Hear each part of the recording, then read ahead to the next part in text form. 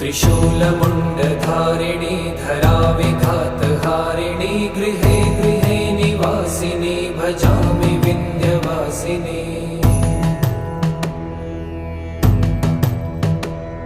दरिद्रदुःखहारिणी सदा विभूतिकारिणी वियोगशोकहारिणी भजामि विन्ध्यवासिनी।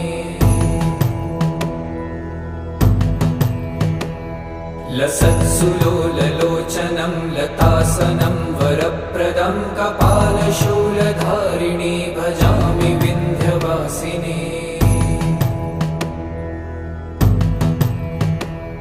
कराब्जदानदा